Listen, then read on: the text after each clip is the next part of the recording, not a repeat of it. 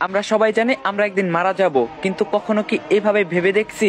আসুন একটু ছোট্ট করে কল্পনা করা যাক। ধরুন আপনি মারা গেছেন, আপনাকে কাপড় দিয়ে ঢেকে রাখা হবে, আপনাকে সবাই দেখতে আসবে, সবাই কান্নাও করবে। আর কয়জন মানুষ খুবই তাড়াতাড়ি করে কবর খুঁড়তে শুরু করবে আপনাকে কবরে রেখে আসার জন্য। আর কেউ বাজারে যাবে আপনার জন্য সাদা কাপড় কিনে আনতে। আর অন্যদিকে কেউ পানি গরম করতে ব্যস্ত আপনাকে শেষ গোসল করানোর জন্য।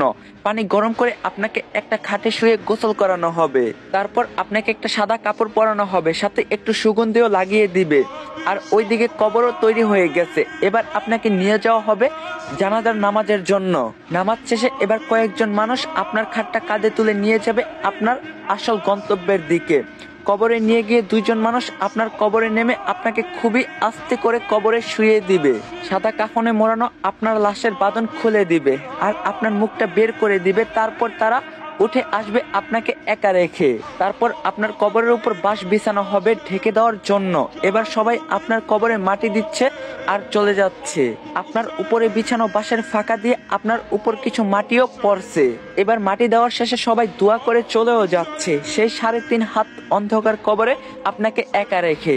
এই সব কিছু আপনি বুঝতেও পারছেন, দেখতেও পাচ্ছেন, আর হয়তো খুব চিৎকার করতেছেন, কিন্তু কেউ আপনার চিৎকার শুনতে পায় না, দেখতেও পায় না।